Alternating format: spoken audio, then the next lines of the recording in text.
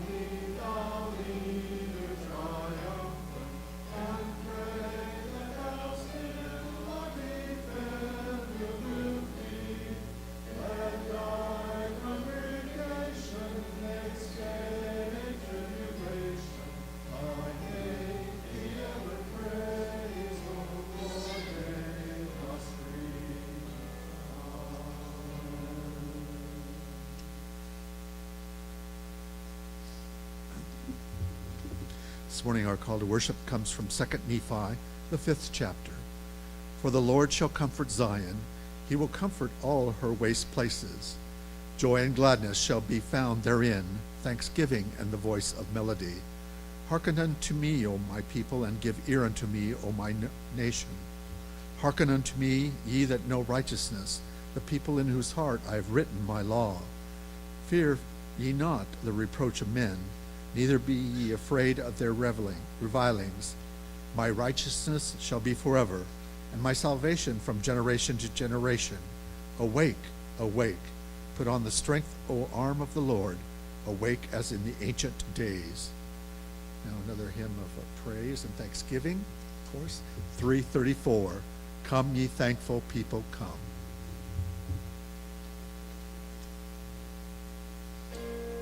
Stand while we sing this one.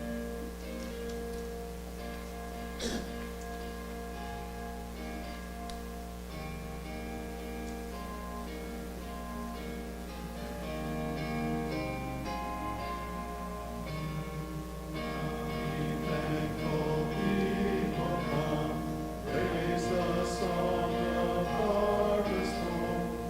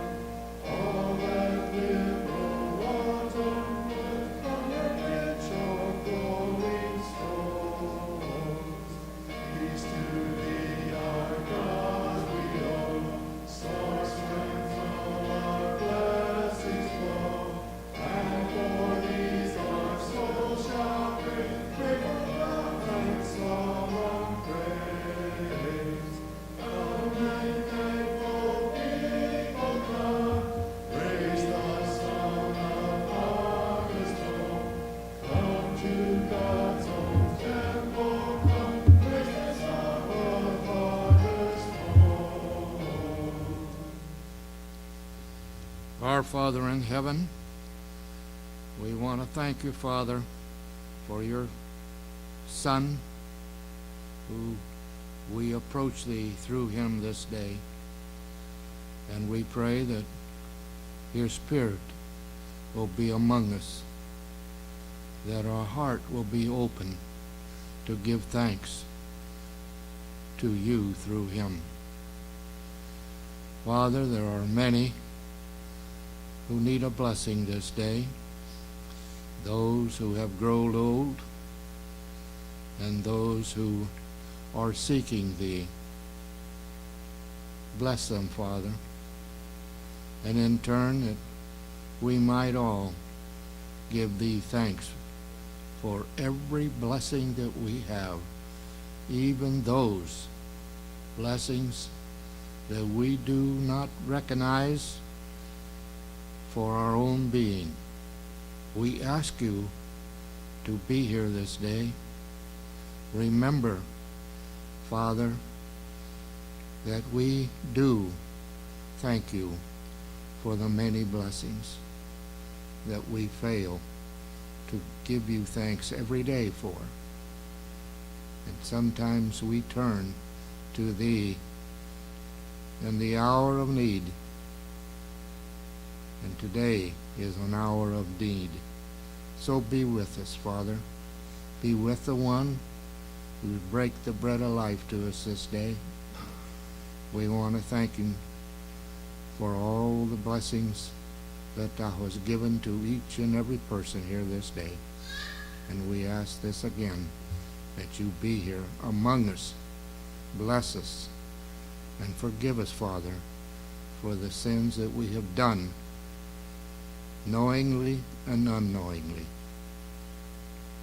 Thank you, Father, for your ability to forgive us and our poor judgments.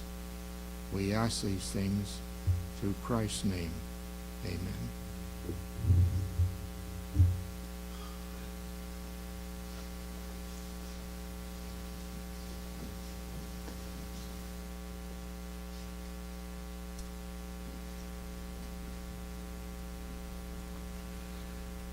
Reading from Hebrews chapter 1, verse 3, who, being the brightness of his glory and the express image of his person, and upholding all things by the word of his power, when he had by himself purged our sins, sat down on the right hand.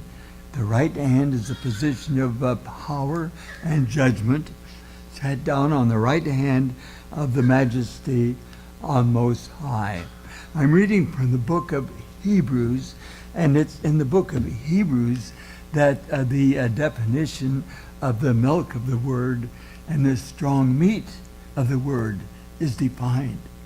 The milk of the word is listed as faith, repentance, baptism, laying on of hands, resurrection of the dead, and eternal judgment. And I remember when I was 8 years old, we had to memorize this in our pre-baptismal class. The strong meat of the word is the ability not only to understand Jesus in his office of high priest after the order of Melchizedek, but to be able to teach it as well.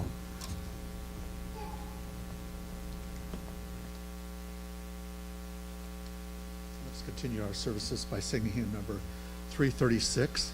I heard the voice of Jesus say.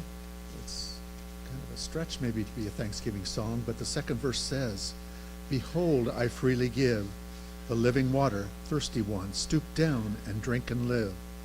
I came to Jesus and I drank of that life-giving stream. My thirst was quenched, my soul revived, and now I live in him. May we truly experience just a bit of that, a snippet of that this morning. 336.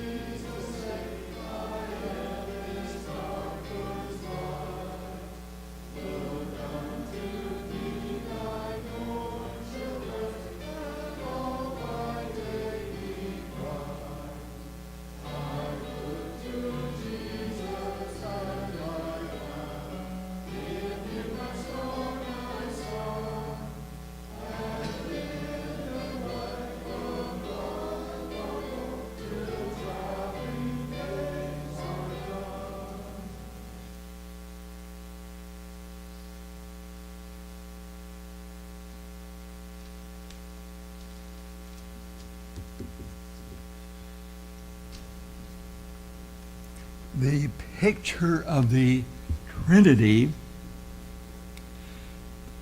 the scene of our Lord's baptism is a picture of the Trinity with Jesus in the waters of baptism, the Father's voice from heaven saying, "This is my beloved Son, in whom I am well pleased," and the Holy Spirit, symbolized by a dove, coming down to rest upon Jesus and there to remain. We see Jesus as the second person of the Godhead, the Word by whom all things were not only created, but are upheld. Micah chapter 5, verse 2. "But thou, Bethlehem Ephraim, though thou be little among the thousands of Judah, yet out of thee shall he come forth unto me that is to be ruler in Israel, whose goings forth have been from old, from everlasting." This tells us that Jesus is that creative power that has been continually going forth from the Father's throne from everlasting to everlasting. The second law of thermodynamics in the field of physics states that any organized system requires an outside power to keep it from devolving into disorganization. This alone refutes the theory of evolution.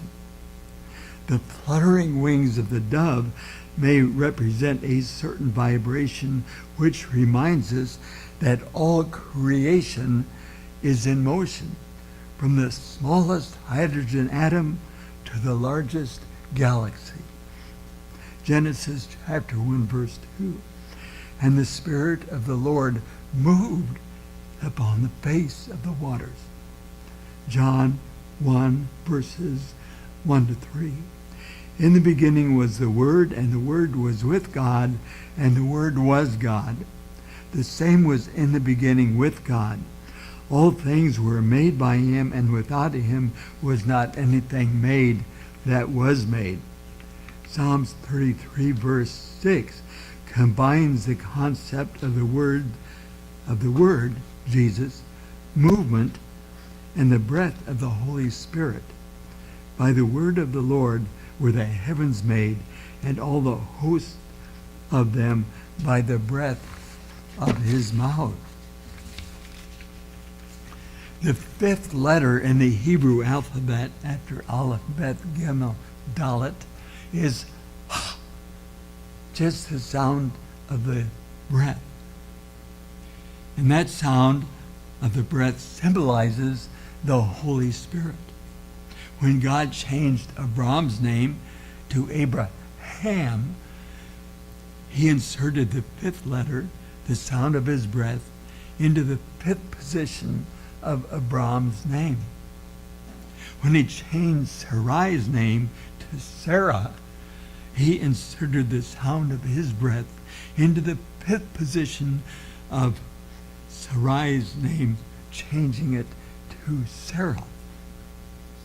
Our galaxy, where we are, is rotating at about 538,000 miles an hour and takes about 2 million years to make one revolution. Meanwhile, the galaxy itself is speeding through space with the expanding universe at about 536,000 miles an hour. Our solar system is in the Orion arm of the Milky Way galaxy, a little more than halfway out from the center. If we were any closer in, there would be too much radiation and danger from double and triple and unstable stars. One star can increase in brightness 1,500 times within 45 minutes. Our sun is one of the very few stable stars. If we were farther out, material for the sustenance of life on our planet would be too scarce. Our solar system is orbiting the star Alcyone, which is the brightest star in the Pleiades, a star cluster sometimes called the Seven Sisters, which is in the shoulder of Taurus the bull. People used to test their eyesight by counting all 7 stars.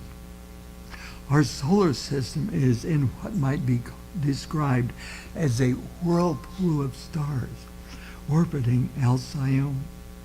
Astronomers call this orbiting a wraparound.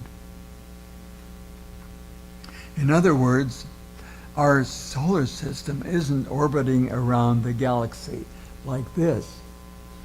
It is orbiting, circling the star of Pleiades, as we are told in the oldest book in the Bible.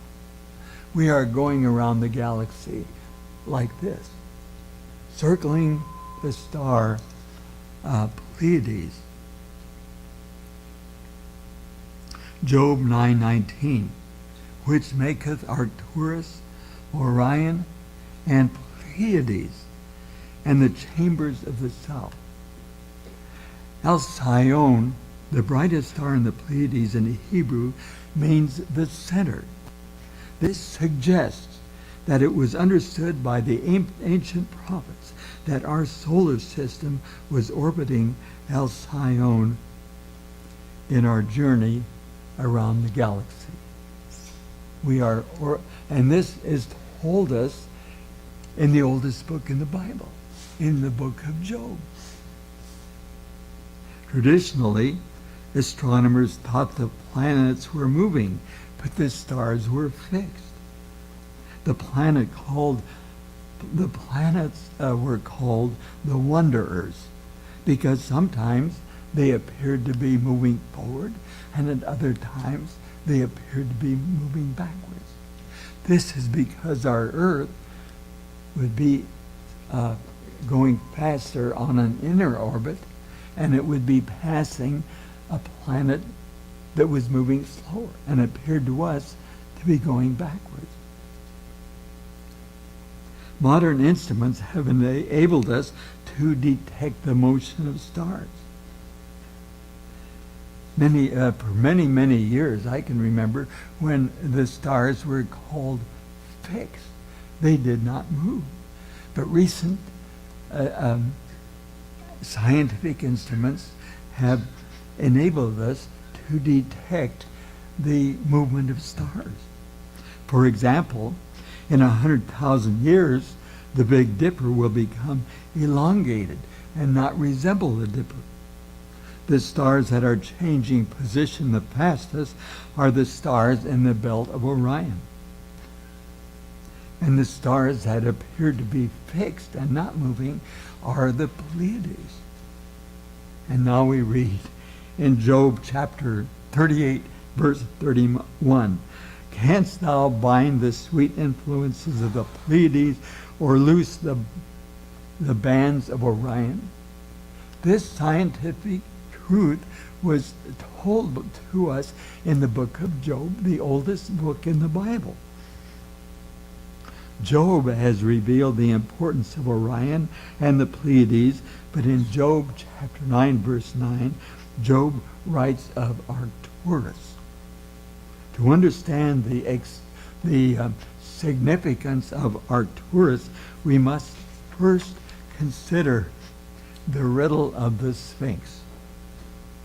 The head of a woman and the body of a lion tell us where the zodiac is to begin and end. In the ancient temple of Esna in Egypt, there is a sky painting on the ceiling which shows a whole picture of the zodiac with its constellations. Between the figures of Virgo, the Virgin, Mary, and Leo the lion, Jesus, there is a carved figure of a sphinx with the head of a woman, Virgo, and the body of a lion, Jesus the lion. The ancient stories of the stars originating from Seth and Enoch is called the Proto-Evangelium and tells of the seed of the woman who would destroy the seed of the serpent.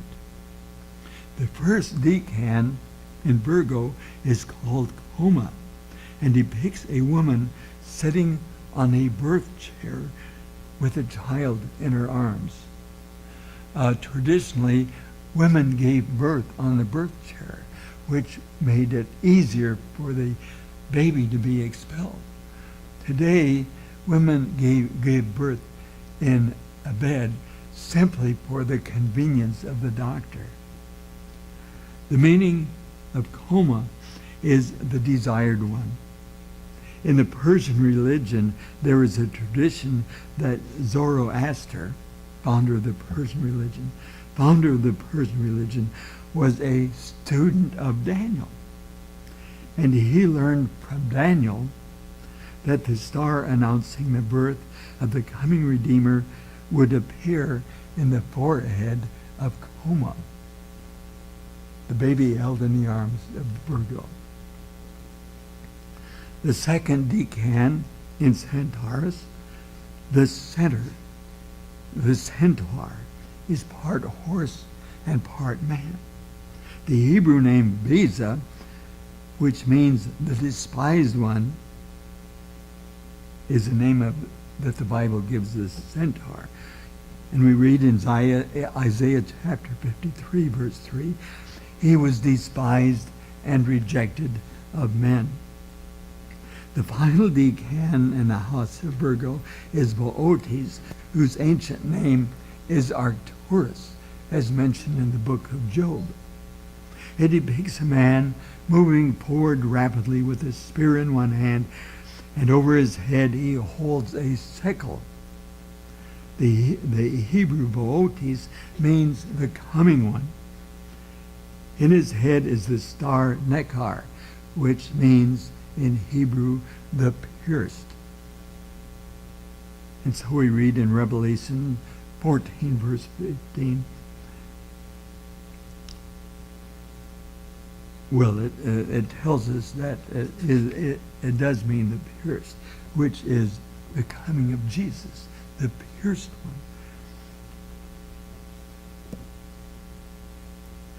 The chambers of the south that Job speaks of refer to invisible spaces on the same latitude as Job's residence, invisible spaces in the heavens.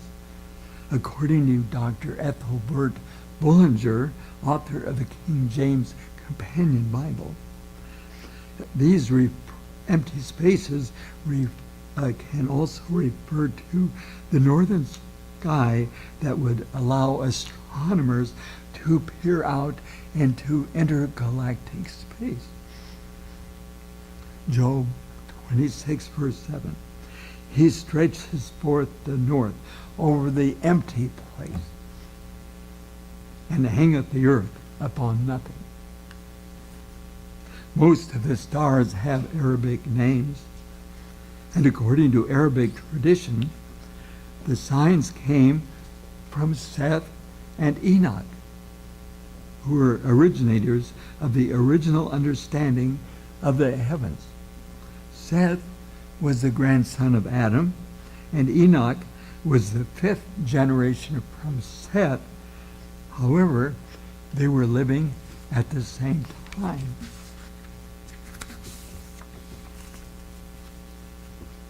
Concerning the Muslim religion, he who killed an infidel, such as a Christian, or was killed in war, was transported to the Muslim paradise where 1,000 beautiful houris were, who were perpetual virgins, filled his every desire. One wonders what happened to Muslim women when they die. Recently, one Muslim woman was put in jail for saying that Allah loved her.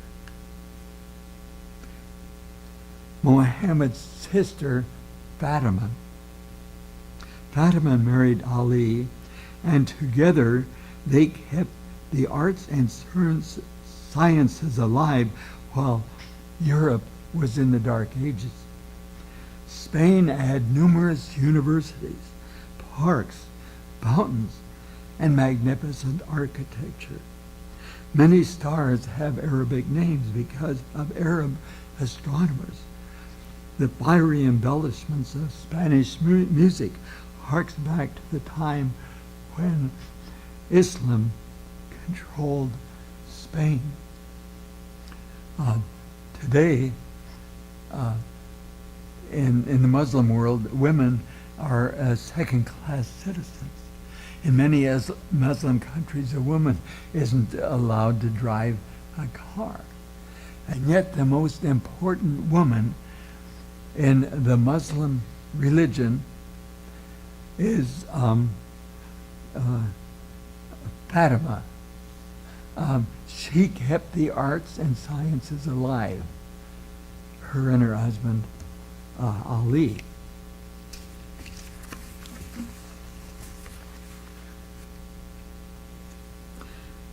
There is controversy as to when the book of Job was written, but most historians believe he was a contemporary of Abraham. The descendants of Heber, from whom we get the name Hebrew, are Peleg, ancestor of Abraham, and Joktan, the ancestor of Job. Everyone agrees that Job is the oldest book in the Bible. Lost ancient knowledge. Isaac Newton can be thought of as the father of modern science. He lived during the 1600s, and he and his fellow scientists at Cambridge University declared that their aim was to rediscover lost knowledge that perhaps had been taken away because of the danger of it being misused by fallen man. Some of his fellow scientists were Lord Kelvin, physicist and mathematician, James Maxwell, physicist and mathematician, and Lord Rayleigh, physicist and mathematician. Lord Kelvin is famous for the Kelvin scale of temperatures, which is similar to the centigrade or Celsius scale.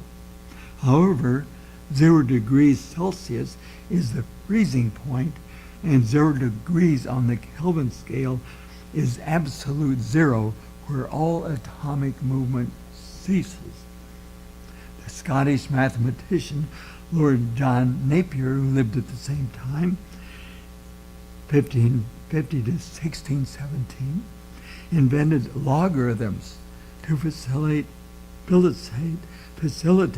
his investigation into the significance of the measurements of the New Jerusalem. Revelations chapter 21. And Ezekiel's temple, Ezekiel chapter 41 verse 8, and chapter 48 verses 30 to 35, from which he derived the diameter of the earth, the sun, and the moon. A goodly portion of this very ancient knowledge was lost in the flames of the great library of Alexandria, Egypt, which was burnt by 2 Jewish renegades. The great Roman library was founded by the Emperor Trajan and greatly enlarged by Julia Domna, wife of Septimus Severus. She collected literature on science, mathematics, and philosophy from all parts of the world. Pope Gregory, called Gregory the Great, demolished the library, and arguably the greatest collection of ancient science and literature was lost. With its destruction, the 1,260 years of the Dark Ages began. Human understanding was governed by the decrees, claimed to extend beyond the grave, of the Church of Rome's priesthood, which kept even the nobility in chains of illiteracy. During this 1,260 years of the Dark Ages, I read where about 1 million men, women, and children were martyred by the Catholic Church. Job 28, verse 25, to make the weight for the winds, and he weigheth the water by measure. Until recently, no one thought of the air having weight, but we read about it in the book of Job, the oldest book of the Bible. Job 38, verse 4, where wast thou when I laid the foundations of the earth? Declare if thou hast understanding. W.G. Finley of South Africa writes that the original Hebrew suggests that these foundations are plates floating on a liquid. The concept of Earth having foundations developed only in recent years. In the past, some occasionally speculated as why the coast of South America and Africa should seem to fit together, but knowledge of the tectonic plates has been a recent development. It started when an unexplorer, whose name was Donald Roberts, discovered vents of superheated water on the ocean floor. These mineral-rich fumaroles, which attracted 20-foot pillars of tube worms, tiny white crabs, and other sea creatures, led to the discovery of the tectonic plates. Another TV program said that these pillars can rise as high as a 16-story building. Planet Earth is the only planet in the solar system with tectonic plates. Before Newton, mathematics did not stray beyond the problems of solving fixed objects. Newton developed calculus, which enables one to predict the position of a moving object on a curve. And Newton wrote as many papers on scripture as he did on science. Some of us know Rear Admiral Doug McClain. He attended our church at 36th and Burt. He was a restorationist at the time. He pushed the button at Offutt Air Base in Omaha that fired the missile from a ship northeast of Hawaii, which destroyed a Navy satellite whose orbit was deteriorating dangerously. It was Newtonian calculus which made it possible for the destruction of the satellite, which was orbiting on a curve at 17,000 miles an hour.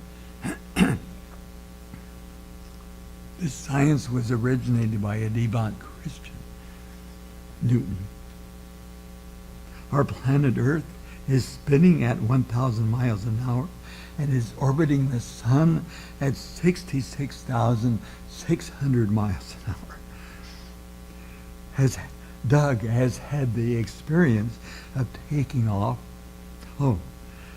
Doug, in his stripped-down Blue Angel Phantom, which he has flown at 1,700 miles an hour, has had the experience of taking off, then landing at his destination at a time previous to his takeoff. Mutant Planet. In Genesis chapter 1, verses 11 to 25, we read that God created all plants and animals to reproduce after their kind.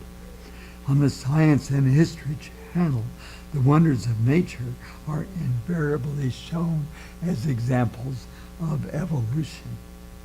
They are so anxious to force the theory of evolution upon everyone that they will purposely misrepresent what they know to be adaptation as evolution.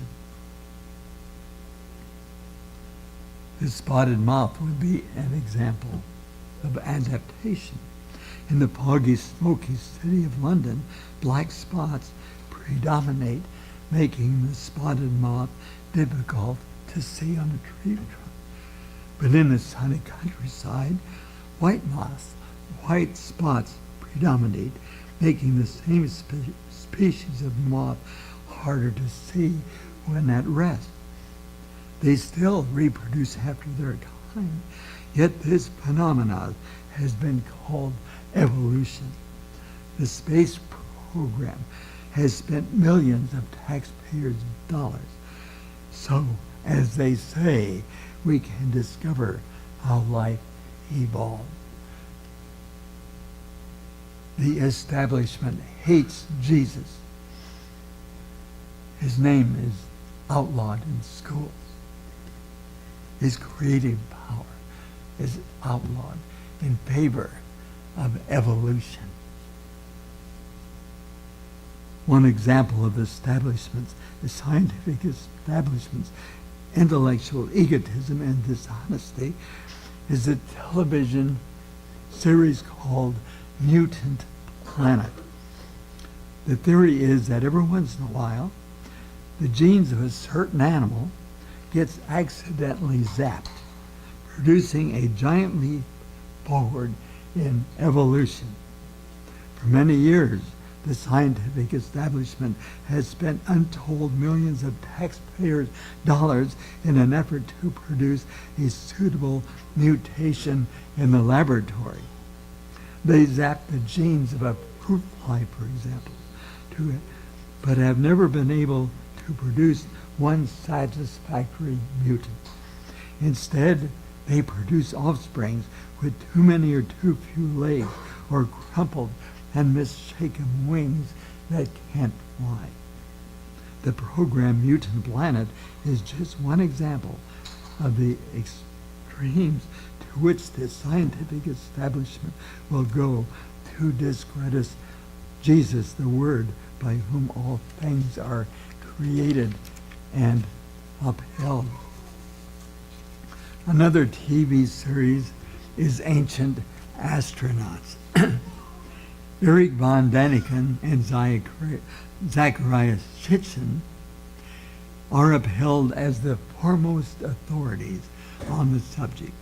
Zacharias Sitchin is Jewish and has been familiar with the Jewish language since childhood. What we know as the Jewish language today is altogether different from ancient Hebrew. He gets his authority by claiming to be the world's leading authority on the language of ancient Sumer, the original home of Abraham. He writes that extraterrestrials called Anunnaki, a civilization over 400,000 years old, zapped the genes of an ape-like creature to produce humans, which they used as slaves in mining gold. This is presented as truth over television. Isn't it odd that a 400,000-year-old civilization would need slaves to mine their gold? However, among the thousands of perfectly preserved cuneiform tablets of baked clay, a Hebrew Sumerian dictionary has been discovered. Baked clay tablets are extremely durable. Michael Heiser, a PhD in ancient languages from the University of Wisconsin, says that Zacharias Sitchin, his grasp of ancient language of Sumer, according to the Hebrew Sumerian dictionary, does not even approach a rudimentary understanding. And yet the establishment continues to present Zacharias Sitchin as the ultimate authority. However, the supporters of ancient astronaut theory will triumphantly say, read your own Bible. Read Genesis chapter 2, verse 7, where it says, "And the Lord God formed a man of the dust of the earth and breathed into his nostrils the breath of life, and man became a living soul." The word for God is Elohim, which is plural and can be rendered as gods with a little g. Someone asked, where did the Elohim get the dust? Elohim can refer to gods with a capital G, gods with a little g, angels, or even judges. Naomi told Ruth to return to her gods, little g. In other words, she was telling Ruth to return to her judges, because Ruth was living in the area of the judges, which ruled the tribe of Reuben. Ruth's home was under the judges of the tribe of Reuben. Several hundred years previously, the land was occupied by Moabites, offspring of the drunken Lot and one of his daughters. It was later occupied by the Amorites, but still retained the name of Moab. Finally, in the days of Judges, the name of Moab remained. Boaz married Ruth as a kinsman redeemer, but only after a closer kinsman declined to marry her. And yet, the multi-million-dollar preachers over television continue to say that Ruth was a Moabitess, and a Moabitess was in the family tree of Jesus, thus preserving the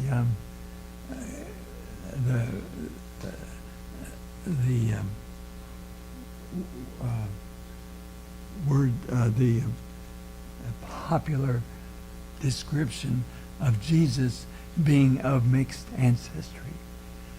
Mary was of the ancestry of Judah, and also the ancestry of Levi.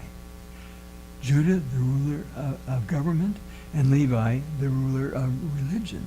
So Jesus was half Levi and half Judah. God can be singular or plural depending upon the context. For example, sheep, fish, or deer can be singular or plural depending on the verb. For example, that sheep grazes, but those sheep graze. That sheep swims, but those sheep swim. That deer runs, but those deer run. Created, the verb connected with God, Elohim, which is taken as plural popularly in Genesis 1:27, is bara, which is the singular form of create. So we read, God singular created mankind for fellowship. But the ancient astronauts mutated monkeys to mine gold. And that's what the establishment would like the populace to believe. Paths of the sea. Psalms 8, verses 6 to 8. Thou madest him to have dominion over the works of thy hands. Thou hast put all things under his feet, the fowl of the air, the fish of the sea, and whatsoever passes through the paths of the sea. Matthew Maury served as a U.S. naval officer before suffering an injury which forced his retirement. He was placed in charge of the Depot of Charts and Instruments of the Hydrographic Office of the Navy from 1841 to 1861. He was a Christian who loved the Word of God. One day, while reading Psalms chapter 8, he was struck by an important truth in verse 8. There he read that God had given man dominion over the fowl of the air and the fish of the sea, and whatsoever passeth through the paths of the sea. He immediately saw the great practical significance of that verse, recognizing that there must be currents of water in the ocean, just like vast rivers, as well as currents of air in the atmosphere. In Ecclesiastes chapter 1, verse 6 and 7, Solomon, in about 1,000 years BC, gives details of how the atmosphere circulates. The wind goeth toward the south, and turneth about unto the north. It whirls about continually, and the wind returneth again to its circuits. All the rivers run into the sea, yet the sea is not full. Unto the place from when the rivers came, they return again. How do they return? Through evaporation. Evaporation takes the waters up into the heavens, and the circulation of the wind carries them back north to refill the rivers. With confidence in the accuracy of the Bible, Maury determined to discover the paths of the sea and the global wind currents.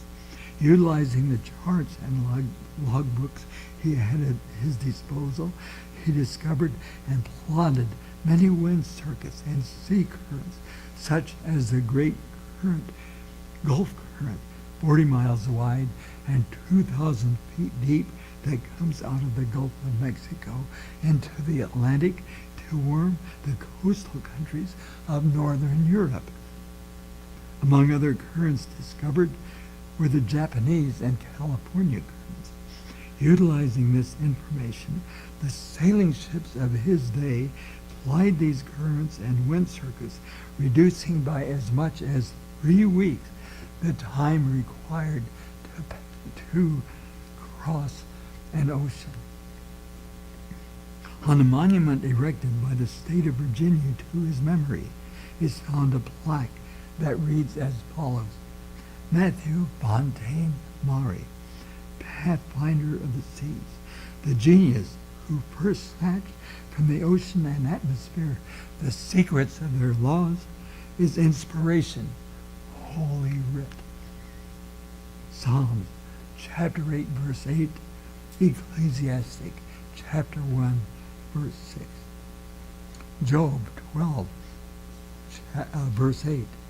Or speak to the earth, and it shall teach thee, and the fishes of the sea shall declare unto thee. Proverbs 24, verse 25. There be 4 things that are little upon the earth, but they are exceeding wise. The ants are a people not strong, yet they prepare their meal in the summer to be eaten in the winter. An adult ant has been seen to turn aside from its errand to show an immature ant the way, even at its own inconvenience. Could this beauty be brought about by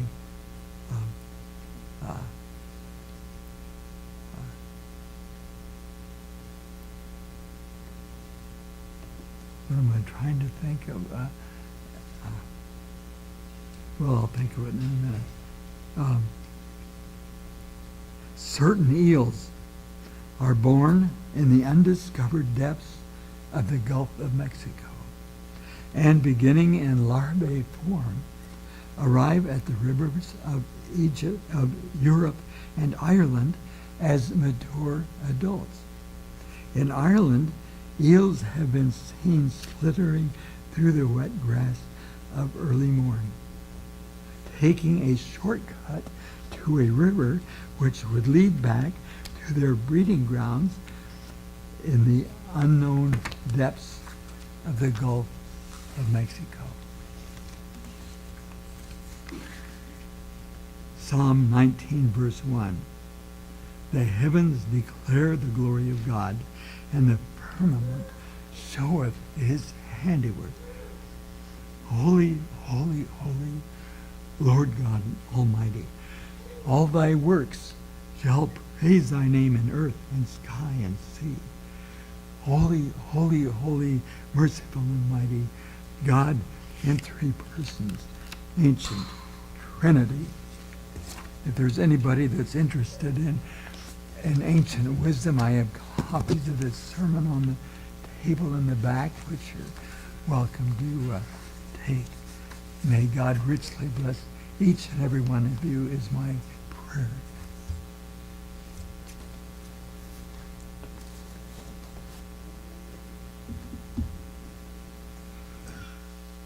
Oh, I got a full load this one. Thank you, Brother Bruce, for your ministry, and how fortunate we are to have his knowledge and scientific knowledge and just his knowledge of the scriptures. I would encourage you to take his handout there and or even watch the taping of this. But I just write it down just a few snippets as I was listening, just to gain some new insight on the books of Psalms and the significance of Psalms. The book of Job, he mentioned that several times that I hadn't mentioned before. That truly you can see God's hand in all of science, in all of his creation, in the heavens, the stars. And I was particularly interested in the fifth letter of the alphabet, H. Wouldn't it be your desire to have the breath of God breathed into you? Not that you all have to change your names, but the significance of that. I just did not realize that. And again, I appreciate your knowledge. If you were a contestant on Jeopardy, I would sure you'd be an ace. But do study his handout if you would. I'd like to glean it to a greater degree. For a closing hymn, we have hymn number 294, My Times Are in Thy Hand. And regardless of how fast the earth is spinning or our lives are going, isn't it an assurity that we want to be in our Heavenly Father's hands? 294. We'll stand at this closing hymn.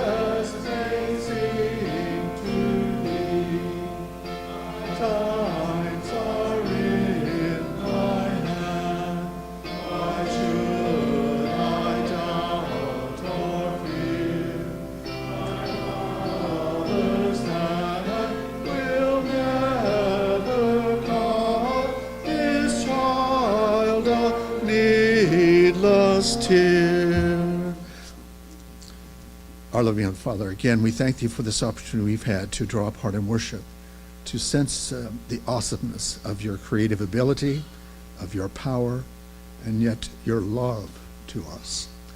We pray that Your Spirit might indeed dwell in our lives, that we might seek to do Your will,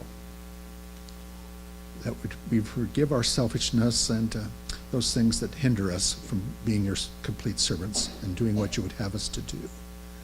We know the task is great that lies before us, but we pray for a greater degree of discernment and wisdom in the lives in which we live, that we might use each day to a greater degree of stewardship.